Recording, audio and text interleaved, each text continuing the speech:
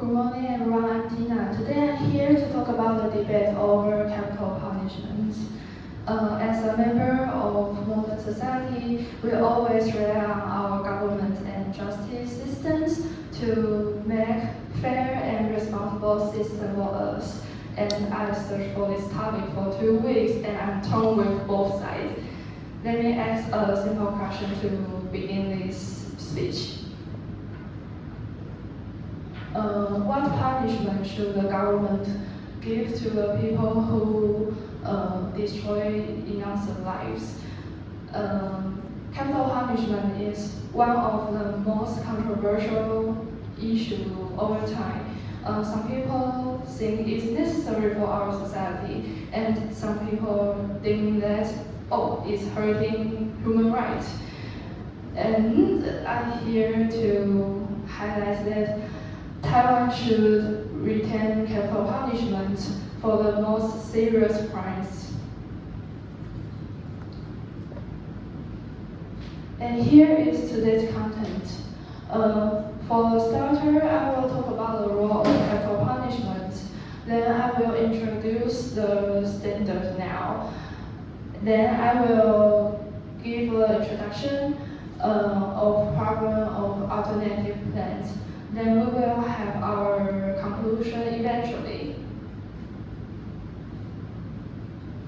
Do you remember this picture we learned in our junior high school? It's the Code of Hammurabi, one of the oldest legal code in history. And it's a famous sentence. And I saw it as a tooth for a tooth. There are a lot of supporters of these sentences when our society are discussing about capital punishment. And it indicates when someone causes serious harm, some people expect the punishment to reflect responsibility and justice, and it can relate it to the role of capital punishment. For the society, victim and their family, first, capital punishment play the role of public safety because it can separate dangerous guy from our society directly and completely. And it also stands for justice and accountability, as I mentioned before. And for criminal, it's not only a punishment, but also a deterrence. Just tell people the ultimate consequence, so maybe some bad guy can withdraw their bad idea. But in this part, we can see some housing arguments. Some people think not everyone fears about death. Maybe the death for the criminal is just an end, not a punishment. And some people will think I have nothing to do, so I will kill more people. Maybe. I agree, but not all crimes are inclusive. A lot of criminals, they plan, they organize, they cultivate the consequence. So if the capital punishment still exists, it will be not a perfect deterrence, but we can't ignore its effects. And some people think, there's no evidence that capital punishment can reduce the crime rate. I have to say the rate is influenced by multiple factors, not just capital punishment. For example, the education, the society, the background of different people. And I find a study from 2 universities in America. Both of them shows if the government finish one capital punishment, then the number of homicide decrease. And this is an example in America too. This state stop execution of capital punishment from 2000, and the expert find that after 4 years, the number of homicides increased. Now I want to introduce the current strict standards. A strong argument against capital punishment is the risk of wrongful convictions. Taiwan had wrongful conviction before because our justice system are made by people. After all, there is no perfect system in our reality. And nowadays, our judicial system are increasingly strict and cautious. And I think it's more important to seek for improvement, not just abolish the capital punishment.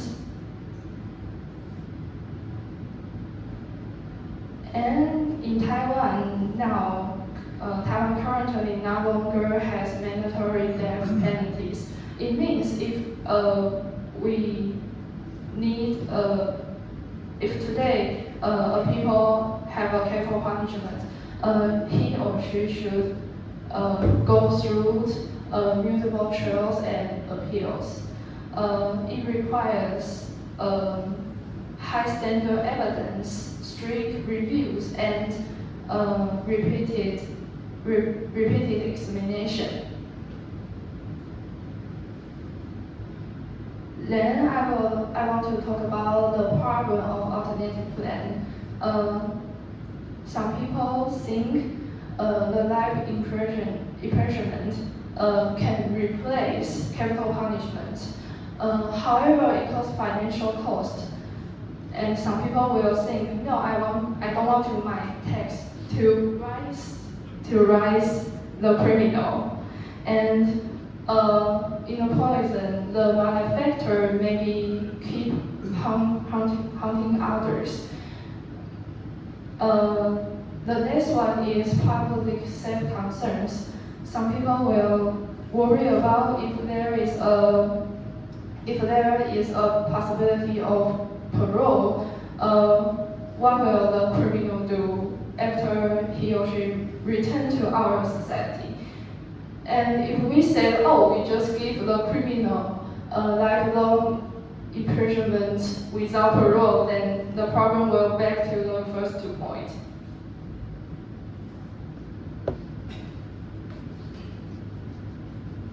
Then last but not the least, public trust matters. Just see a pie chart.